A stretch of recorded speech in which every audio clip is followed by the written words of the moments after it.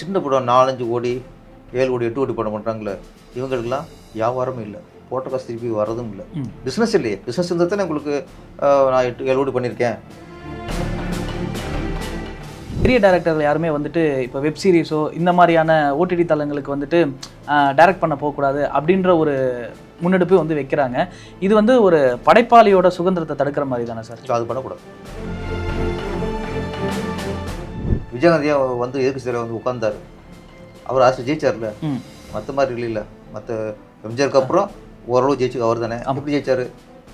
அந்த helping mind sir, புண்ணியத்தை சேர்த்துருக்குது sir. அப்புறம் இங்கே வந்து அப்போ செல்வமணி சார் தான் பேர், விக்ரம் சார் தலைவர், செல்வமணி சார் வந்து செக்ரட்டரி, நான் பொருளாளர். அப்போ சார் சொன்னேன் இந்த மாதிரி, எல்லாம் ஹாப்பி. ஆமாம், ஓகே ஓகே. அதே மாதிரி டயத்துக்கு கட்ட வந்தார். நாங்கள் எல்லோரும் மேலே இருந்தோம், சங்கத்துக்குள்ளே வந்தார்.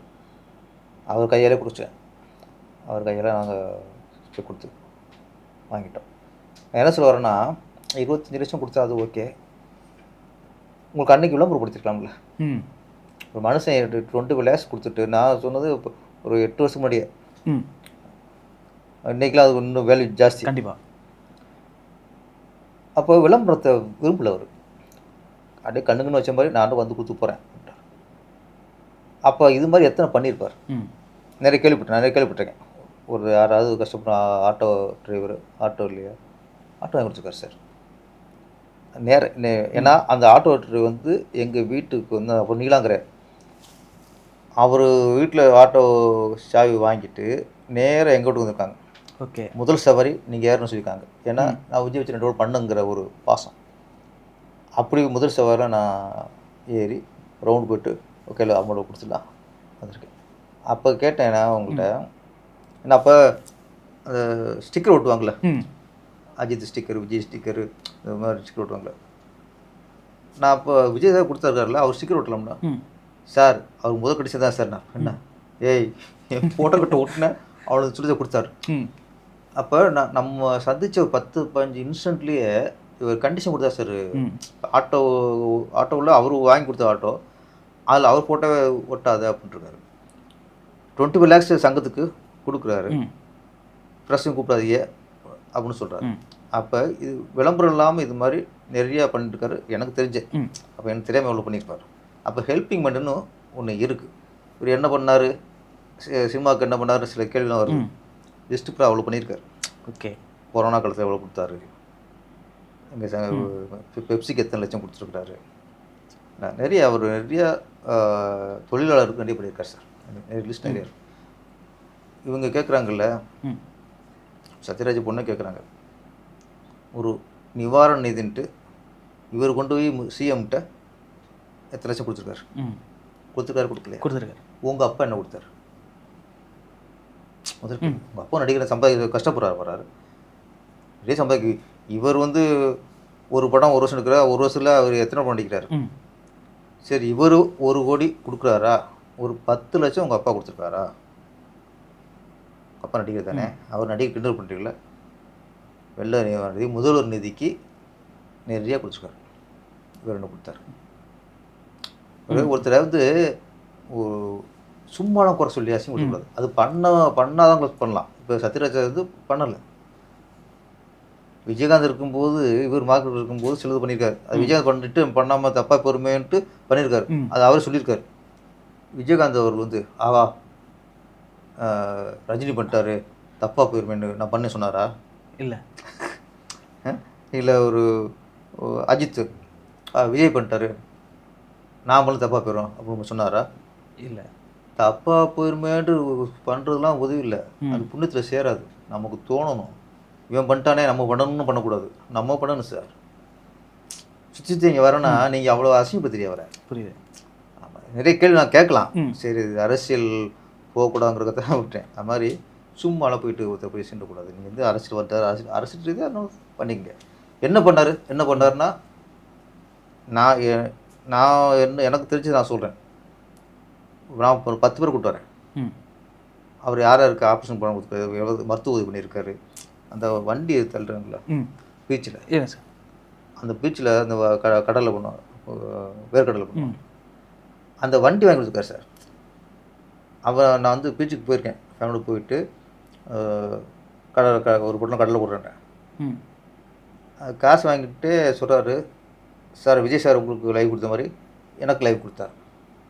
எனக்கு கேள்வி வருது, நமக்கு படம் வாய்ப்பு கொடுத்தாரு, லைஃப் ஏன் தள்ளு வண்டியில் கடல் வைக்கிறாரு, இவருக்கு லைஃப் கொடுத்தாரு. கேட்குறேன், உங்களுக்கு லைஃப் கொடுத்தாரு.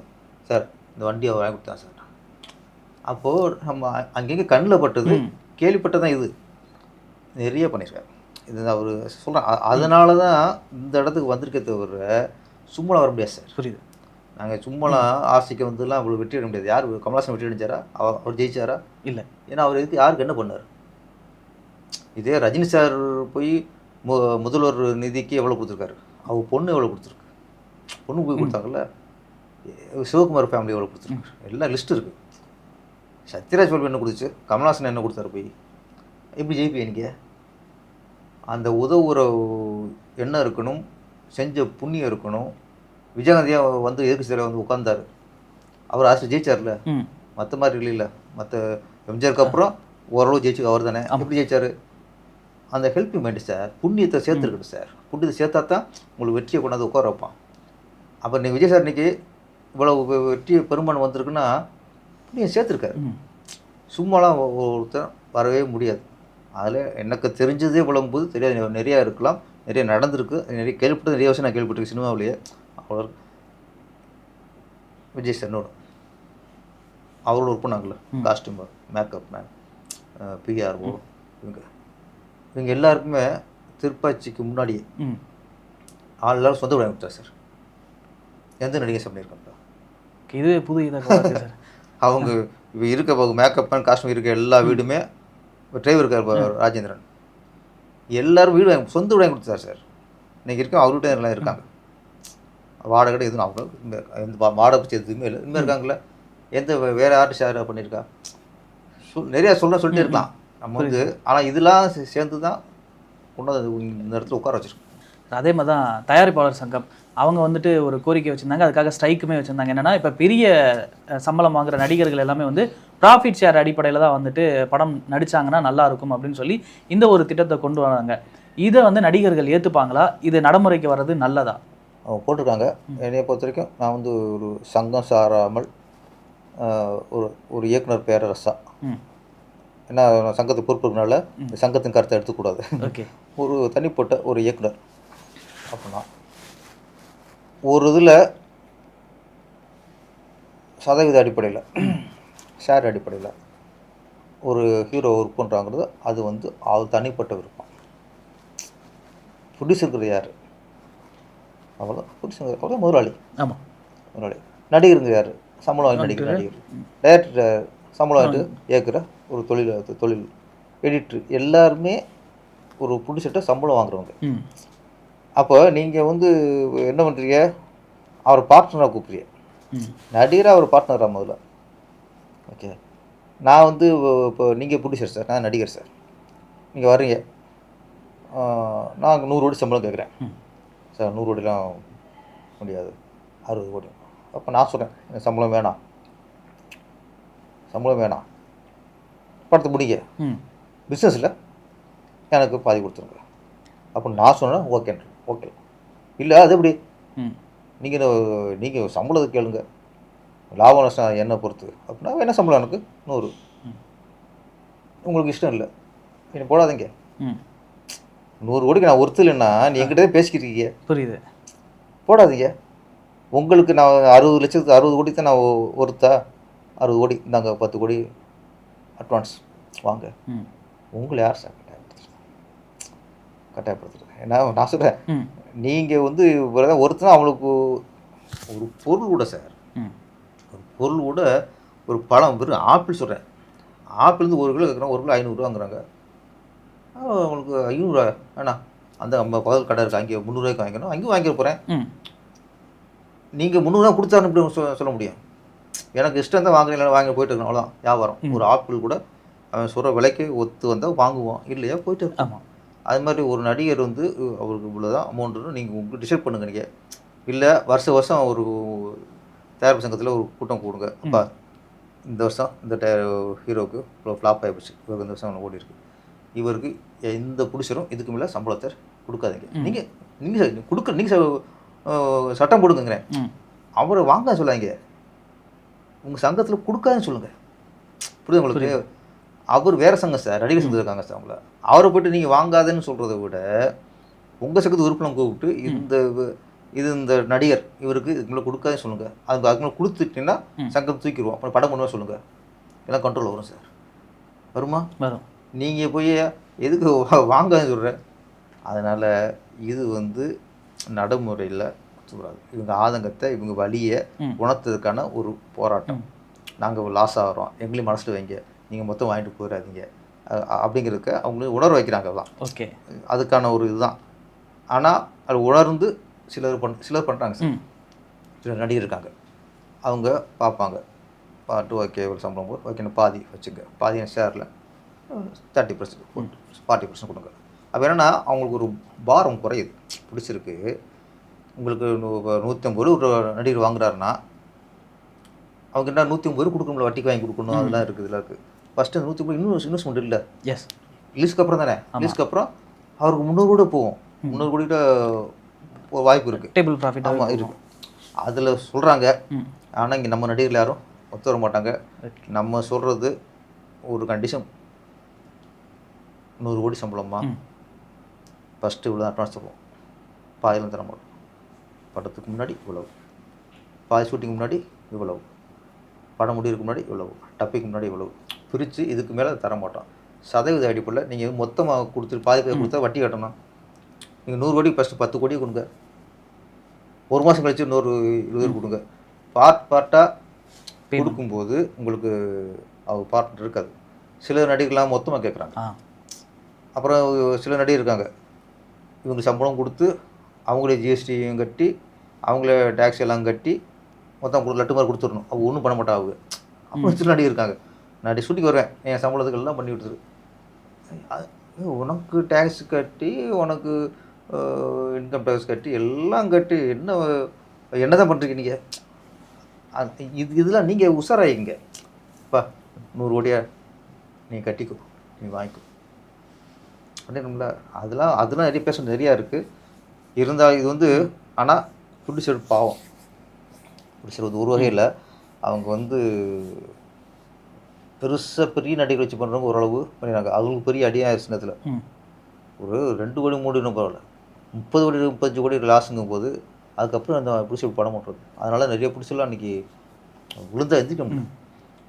அது மாதிரி சின்ன படம் 4-5 கோடி 7 கோடி 8 கோடி படம் பண்ணுறாங்களே, இவங்களுக்கெல்லாம் வியாபாரமும் இல்லை, போட்ட காசு திருப்பி வர்றதும் இல்லை, பிஸ்னஸ் இல்லையே. பிஸ்னஸ் இருந்தால் தானே உங்களுக்கு நான் 7 கோடி பண்ணியிருக்கேன், 8 கோடிக்கு விற்று 1 கோடிக்கு லாபம் பார்க்குறதுக்கு.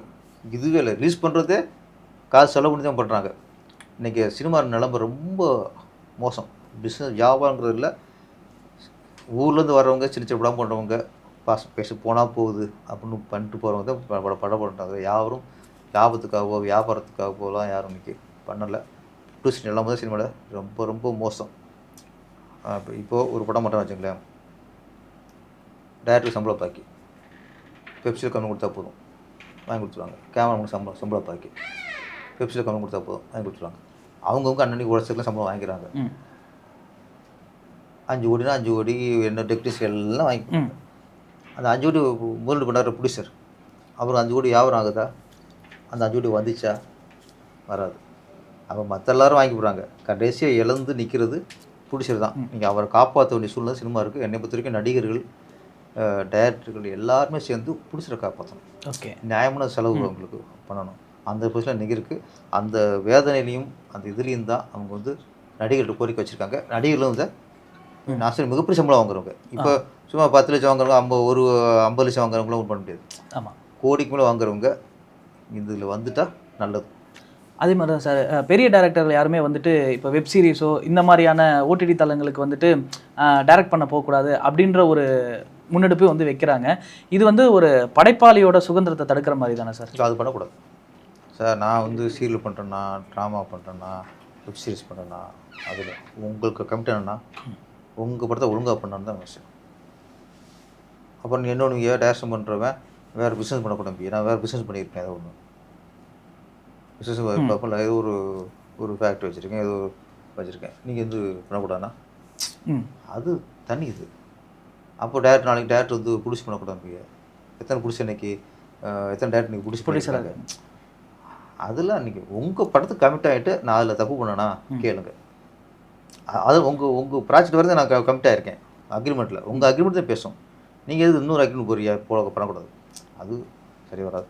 சில பிகினிங்கில் சில ப்ரொடியூசர் நடிகர் அறிமுகப்படுத்தும் போது அறிமுகப்படுத்துவாங்க, எங்கள் கம்பெனியில் தொடர்ந்து நீங்கள் 3 படம் பண்ணணும், ஏன்னா அறிமுகப்படுத்துகிறாங்களே. அப்போ அதுக்கான இது அறுவடை ஒன்று பார்ப்பாங்க. அப்போ ஒரு நடிகைகிட்ட தொடர்ந்து ஒரு 2 வருஷம் அறிமுகப்படுவாங்க. அப்படி வெளிப்படம் பண்ணால் எங்களுக்கு கேட்டு தான் பண்ணணும், இதெல்லாம் இருக்கும். அப்போ அவங்கன்னா ஒரு படம் அறிமுகப்படுத்துகிறாப்புல, ஓகே ஒரு படம் தொடர்ந்து பண்ணுவோம், இது இருக்கும். இந்த மாதிரி அக்ரிமெண்ட் தான் இருக்கும்போது தவிர இங்கே அங்கே நடிக்கூட இங்கே நடிக்கக்கூடாதெல்லாம், அங்கே டேரக்ஷன் பண்ணக்கூடாது இங்கே டேரக்ஷன் பண்ணக்கூடாது. இவ்வளோ நேரம் வந்து கேட்ட கேள்விகளுக்கு ரொம்ப அழகாக நேர்மையாக பதில் சொன்னீங்க. நன்றி சார். நன்றி.